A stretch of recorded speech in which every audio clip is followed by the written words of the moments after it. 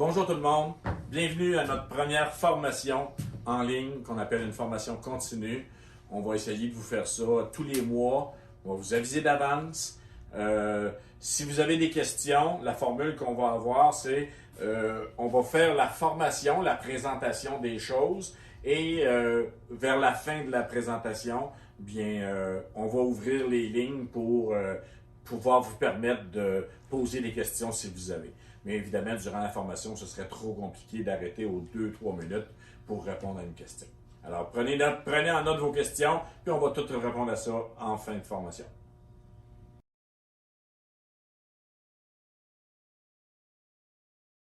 Donc, on va commencer par la base, c'est-à-dire installer la vermiculite sur la base. Une chose qu'il faut faire attention, là, je mets de la vermiculite à peu près comme ça. La chose à faire le plus attention, les grosses scènes ici, là, que j'appelle les grosses scènes, les screens, c'est important, il ne faut pas qu'il y ait de produit sur ça. Que vous mettiez de la laine ou de la vermiculite, c'est important de dégager ces espaces-là, sinon c'est la carbonisation assurée.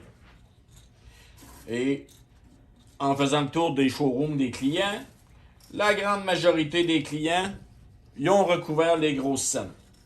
Donc, à votre prochain entretien de l'appareil, enlevez toutes les cochonneries qu'il peut y avoir sur les grosses scènes. Et aussi, l'espace ici qu'il y a entre le brûleur et le contour, c'est important de ne rien mettre dessus. C'est par là que le feu va chercher son air. Donc, le grand espace ici tout le tour, pas de vermiculite. Et sur les grosses scènes ici, pas de vermiculite. Le reste, vous pouvez en mettre au propane, 1 épaisseur sur le brûleur. Au naturel, vous pouvez en mettre 3-4 épaisseurs, il n'y a pas de problème. Mais au propane, c'est pas plus que 1 épaisseur.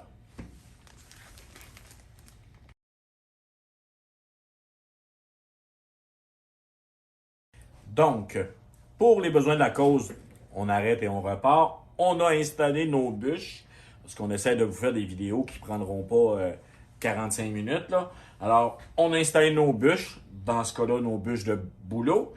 On a laissé nos grosses pépites libres et le pourtour du brûleur libre. On a mis toute notre petite finition ici autour pour lui donner son allure. On vous revient.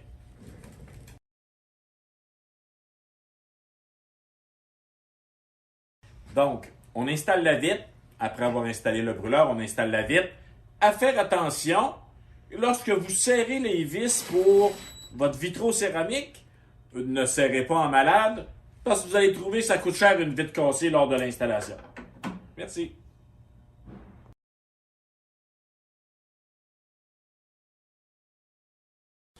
Donc, prochain ajustement, une fois qu'on a fini d'installer la vitre, c'est ajuster le restricteur. Le restricteur, avec un box set size, ici, vous pouvez soit l'ouvrir, soit le fermer, en fonction du schéma d'évacuation que vous avez.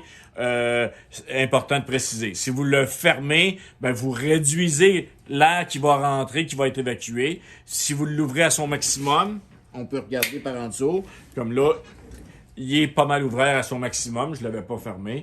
Puis là, à ce moment-là, ouvert au maximum, vous avez plus d'air qui va être aspiré puis évacué par le venté. Il n'y a pas de charte, malheureusement, dans le manuel qui vous dit à quoi l'ajuster, mais c'est important d'ajuster votre restricteur.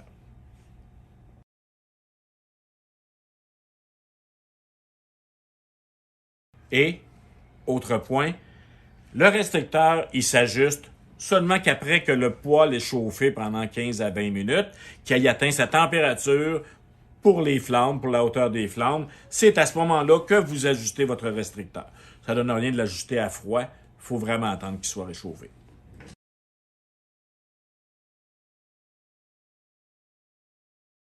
Donc, après l'ajustement du restricteur en fonction de votre schéma d'évacuation, on ajuste le venturi à l'arrière, qui a un petit tube métallique. Si je tire dessus, là, il est tiré au maximum. Si je tire au maximum, j'ai le plus d'air. Si je pèse sur mon tube, je viens réduire l'entrée d'air Là, regardez comment est-ce que la flamme elle a monté. Donc, je sais qu'on aime toutes des flammes de malade, mais si vous regardez là, les flammes sont un petit peu trop hautes, puis c'est sûr que il va carboniser. Mais si j'ajuste mon Venturi un peu à la baisse, en passant ici, on est au propane. On fonctionne au propane pour faire le besoin de la cause, faire les tests. Vous voyez, là, je l'ai mis à peu près à mi-chemin. Mon Venturi, je l'ai mis à peu près à mi-chemin. Mais évidemment, un poêle au gaz, faut se donner au moins une demi-heure de combustion pour faire nos ajustements, pour être sûr de ne pas partir de chez le client puis que tout se met à carboniser. Alors là, on va vous revenir tout à l'heure avec le plan du manuel avec l'évacuation.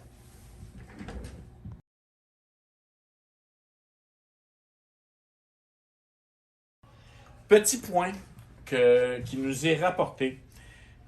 Il y a, sur les modèles IPI, on s'entend parce que je ne parle pas beaucoup des modèles millivolts parce qu'ils n'existent plus. Mais il y a une switch ici, en dessous, une switch on-off. Si votre switch est à off, vous appuyez sur votre télécommande pour partir le poêle, vous entendez les signaux sonores comme de quoi qu'il reçoit son signal, mais il ne démarrera pas. Pourquoi? Parce que votre switch est à off. Si vous repesez sur votre switch en dessous pour la mettre à on et que vous appuyez sur votre télécommande, la communication continue à se faire et là, il a reçu il a reçu sa commande d'allumer. Je viens de voir le pilote qui s'allume et le poêle s'allume. Donc, le petit interrupteur en dessous, important, il doit être à on pour allumer votre poêle.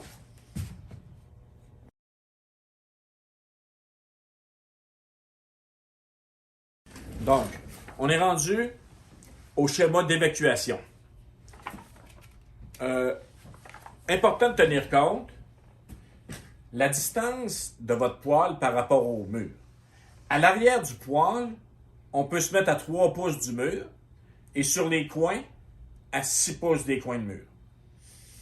Donc, si on se met à 3 pouces du mur, on peut facilement évacuer au mur avec une sortie horizontale, une longueur horizontale de 12 pouces.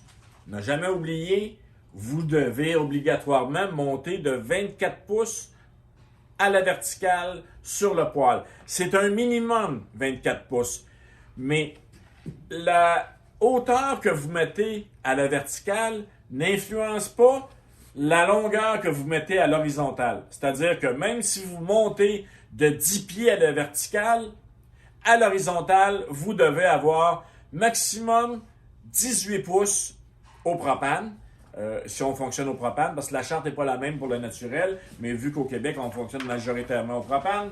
Donc, si vous montez, peu importe la longueur, minimum 24 pouces, à l'horizontale, c'est maximum 18 pouces. Si vous allez plus que 18, c'est-à-dire entre 18 et 24 pouces, vous devez installer un snorkel de 14 pouces. Si vous allez à plus de 24 pouces, vous devez installer un snorkel de 36 pouces. Donc, évidemment, c'est important de le dire.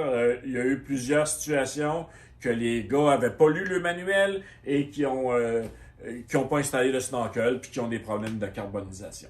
Donc, n'oubliez pas, mais c'est facilement faisable avec un 12 pouces à l'horizontale en étant à 3 pouces du mur, un 12 pouces si vous sortez direct en arrière. Évidemment, si vous le mettez en coin, il y a besoin d'un petit peu plus de distance, mais sortie arrière, une 12 pouces peut faire la job.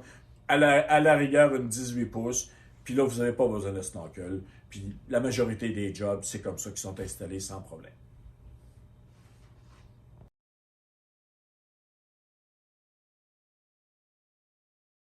Donc, on est rendu avec la connexion du gaz.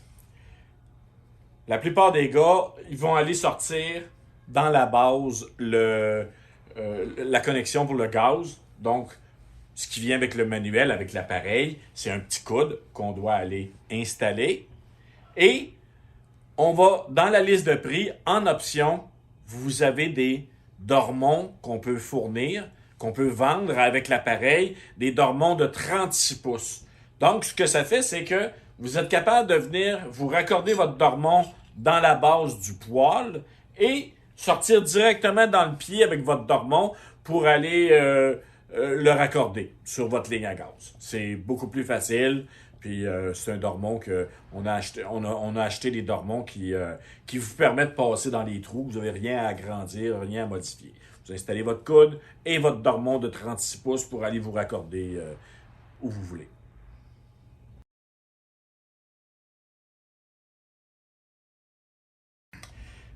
Petite situation qui arrive, peu importe la marque, avec les sites.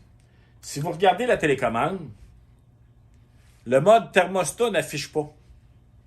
Ça se produit dans la situation où les consommateurs changent les batteries de deux télécommandes et quand ils le font, ils maintiennent le bouton, ils tiennent le télécommande, puis ils maintiennent le bouton thermostat enfoncé.